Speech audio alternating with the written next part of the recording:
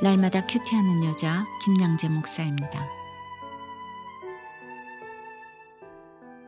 오늘 큐티인 말씀은 에스겔 2장 1절에서 10절까지입니다. 하나님 아버지, 사로잡힌 에스겔을 부르시고 소명을 주신 것처럼 저희도 소명받기 원합니다. 말씀해 주시옵소서. 듣겠습니다. 오늘 1절에 하나님은 에스겔에게 말씀을 전하시기 전에 먼저 네 발로 일어서라고 하시는데 왜 일어서라고 하셨을까요? 어제 1장 28절에서 에스겔이 무지개같이 사방으로 광채가 나는 여호와의 영광의 형상을 보고 엎드려서 말씀하시는 이의 음성을 들었다고 했잖아요. 그런데 2절에서 에스겔은 왜 스스로 일어섰다고 하지 않고 여호와의 영이 자기를 일으켜 세웠다고 하죠? 전도서 3장에 범사의 기한이 있고 천하 만사가 다 때가 있다고 하였죠. 날 때가 있고 죽을 때가 있으며 심을 때가 있고 심은 것을 뽑을 때가 있으며 헐 때가 있고 세울 때가 있다고 했어요. 에스겔 역시나 그때가 되니 하나님께서 그를 일으켜 세운 것입니다. 내 인생의 기한도 내가 정하는 것이 아닙니다. 다 하나님의 때가 있습니다. 하나님의 때가 되면 다시 살리시고 심으시고 세워주십니다. 제 인생도 그랬어요. 저라고 왜 뽑힐 데가 없고 헐릴 데가 없겠습니까? 때마다 고난을 주셨지만 그 훈련을 통해 오늘날 저를 이 자리에 세워주셨어요. 지금은 비록 이런저런 고난 가운데 있다 할지라도 그래서 내 힘으로는 도저히 일어설 수 없어도 그렇습니다. 좌절하고 낙심할 일이 아닙니다. 우리가 이렇게 날마다 큐티하며 말씀에 의지하면 하나님의 때에 여호와의 영이 임하십니다. 나를 일으키셔서 소명의 자리에 세워주십니다. 그런데 하나님의 에스겔을 일으켜 세우시고 맨 처음 전하신 말씀이 무엇이죠? 3절에 내가 너를 이스라엘 자손 곧 패역한 백성 나를 배반하는 자에게 보내노라고 하세요. 그런데 왜 하나님은 이스라엘 백성을 패역한 백성 나를 배반하는 자 심지어 얼굴이 뻔뻔하고 마음이 굳은 자라고 하셨을까요? 하나님께서도 얼마나 답답하셨으면 이런 표현을 쓰셨을까요? 성경을 보면 선지자들의 메시지는 책망과 경고의 메시지, 심판의 메시지가 대부분이죠. 그럼에도 선지자가 전하는 책망과 경고를 듣고 그 자리에서 옷을 찢고 회개했다는 백성은 눈을 씻고 봐도 없습니다. 대부분 듣지 않고 오히려 선지자들을 핍박하기 일쑤였죠. 그러니 오늘 주님도 크게 기대는 하지 않으셨나 봅니다. 그들이 듣든지 아니 듣든지 일단 가서 전하라고 명령하십니다. 적용 질문 드릴게요. 하나님이 여러분을 일으켜 세우시며 주신 소명은 무엇입니까? 오늘 내가 가서 주 여호와의 말씀이 이러하시다 하며 하나님의 말씀을 전해야 할 사람은 누구입니까? 제가 에스겔서 큐티를 시작하면서 그저께도 말씀을 드렸지만 하나님께서는 돈과 세상 능력을 보고 결혼을 한 저를 그 돈과 능력에 사로잡히게 하셨어요. 그 사로잡힌 가운데 저를 톡톡히 훈련시키셨습니다. 시집살이 하는 동안 저는 문자 그대로 시댁에 사로잡혀 살았어요. 또한 아무리 열심을 내도 남편의 부지런함과 성실함에는 미칠 수 없어서 늘 칭찬보다는 잔소리 들을 일이 많았습니다. 그러다 보니 남편과 마주치는 게 두려워서 부부간의 대화도 점점 줄어들었어요. 그러나 하나님께서 오늘 6절 말씀처럼 가시와 찔레 전갈 가운데 거할지라도 두려워하지 말라고 하셨어요. 그리고 남편이 듣든지 아니 듣든지 하나님의 말씀을 잘 전하라고 하셨죠. 저 역시나 이 말씀이 임함으로 그때 비로소 남편에 대한 두려움을 떨칠 수 있었습니다. 아니 하나님께서 그 두려움을 떨쳐주셨어요. 그러므로 남편이 하루아침에 쓰러지는 사건 가운데서도 담대히 하나님의 말씀을 전할 수 있었습니다. 그런데 두루마리 책을 펼쳐 보이신 하나님은 왜 에스겔에게 내 입을 벌리고 내가 네게 주는 것을 먹으라 하셨을까요?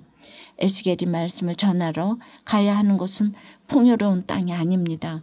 가시와 찔레 정갈 같은 패역한 백성들이 우글거리는 척박한 땅입니다. 누가복음 10장 3절에서 예수님도 70인의 제자를 파송하시며 그러셨죠. 내가 너희를 보냄이 어린 양을 이리 가운데로 보낸 것 같도다라고 하셨어요. 복음을 들고 나아가면 이렇듯 엄청난 핍박을 감수해야 합니다. 그러니 입을 벌리고 하나님이 주시는 말씀을 미리 받아 먹어야 합니다. 미리 말씀으로 잘 무장해야 합니다. 그런데 에스겔은 왜 그 두루마리 책에 안팎의 글을 보고 그 위에 애가와 애곡과 재앙의 말이 기록되었더라고 하였을까요?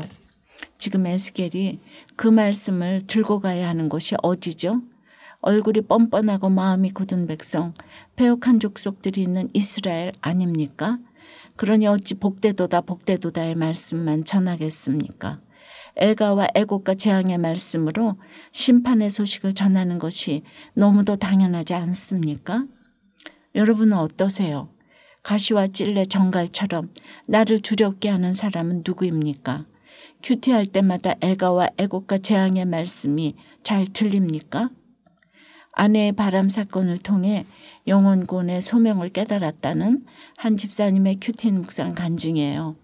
가난과 폭력에 시달리시던 저의 어머니는 제가 초등학교 5학년 때 저와 남동생을 남겨둔 채 가출하셨어요. 그때부터 제 인생의 목적은 화목한 가정을 이루어 행복하게 사는 것이 되었습니다. 그러나 결혼 후 저는 매사에 옳고 그름을 따지며 아내를 정죄하고 무시했어요. 그러던 중 교회에서 운영하는 지역아동 센터에서 일하던 아내가 일을 도와주던 성도와 바람이 나고 말았습니다. 저는 배신한 아내를 향해 분노를 표출하며 지옥 같은 나날을 살았어요. 그러다 날마다 큐티하는 공동체로 인도받아 양육을 받고 큐티를 하며 스스로 의롭다 여기고 왕처럼 군림하며 살아온 제 모습을 보게 되었어요.